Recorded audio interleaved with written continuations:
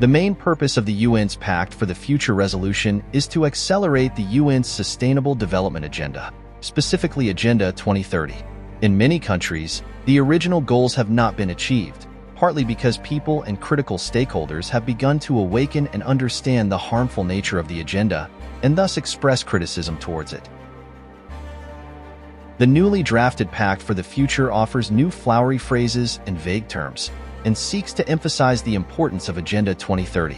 The Pact includes a plan for the future to accelerate sustainable development and Agenda 2030.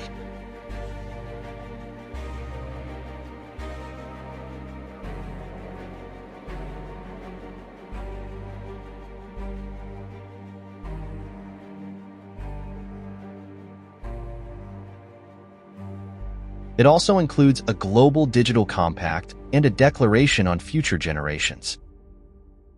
For the future, the global digital compact and the declaration on future generations open pathways to new possibilities and opportunities.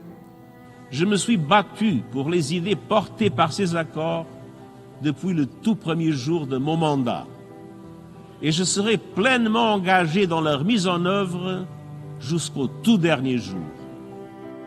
As with previous UN agendas, the resolution of the Pact for the Future is also a declaration completely detached from everyday reality and concrete problems, intended to commit Finland and the Finnish people to unrealistic goals and issues that do not concern Finland in any way. Hardly anyone who has gone through the resolution would be able to explain it in any meaningful way, let alone justify its significance. Instead, it is easy to show that the objectives of the resolution are utopian and they divert Finland's and the Finnish people's resources away from where they are truly needed.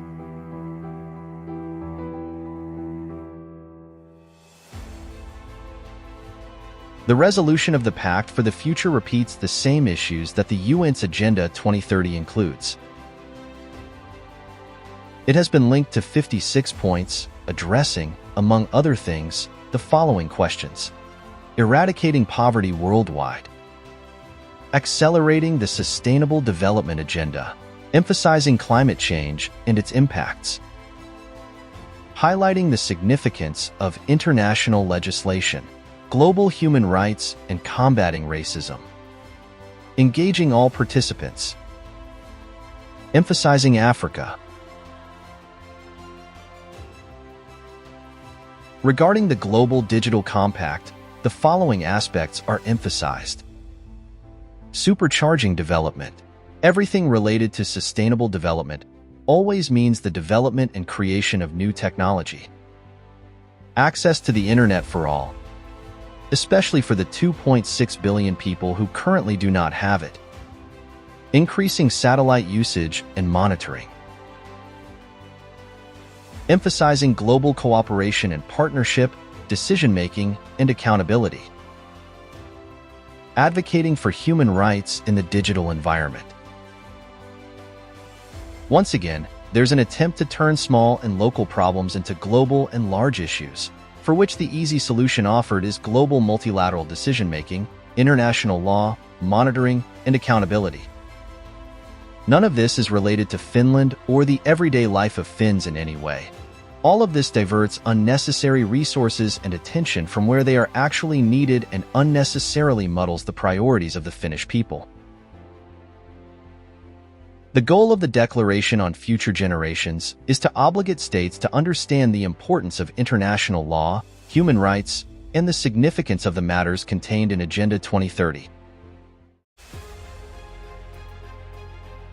In reality, the aim is to force-feed Finland and the Finnish people the notion of the virtue of globalism, as well as the necessity of global decision-making and international legislation. This, in turn, blurs the boundaries of nation-states and the right to self-determination.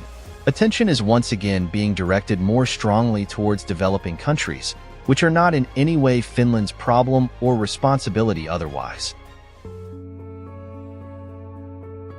In the UN's Pact for the Future, the aim is to commit nation-states to transferring even more decision-making to a single global governance, increasing international legislative power, and allocating money and resources to a false green transition in developing countries. It seeks to further increase digitalization and surveillance, as well as to develop other activities detrimental to citizens and nation-states even further. It's important that citizens understand the true nature of these multinational actors, like the UN, and compel politicians, officials, and legislators to justify their intentions regarding the UN and to disengage Finland from promoting the activities mentioned above. In other words, from the UN's perspective, there's a risk that power is becoming dispersed. This too seeks a one-world government-style solution where power is centralized in a multinational entity, as it already is in the case of the EU.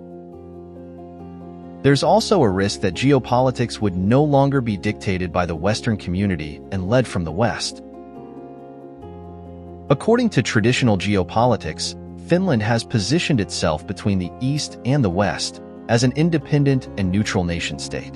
Over the last few decades, there has been a systematic effort to change this positioning, and it has indeed succeeded. This has led to an economically, culturally, and socially disadvantageous position for Finland and the Finnish people. All in all, the goal of the Pact for the Future is to create a totalitarian system where the control of people and digitalization are increased.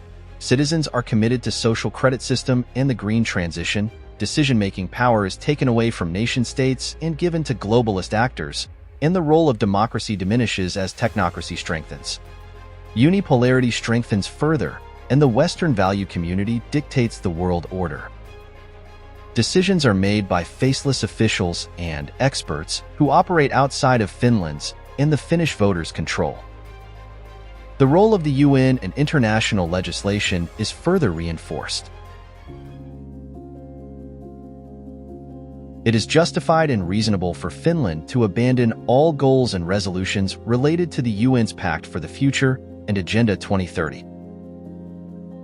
The entire agenda is detrimental to Finland and the Finnish people, and it fails to acknowledge and recognize Finland's already responsible and excellent societal competitiveness. Once again, Finland is made into a guinea pig and a payer in this global misguidance.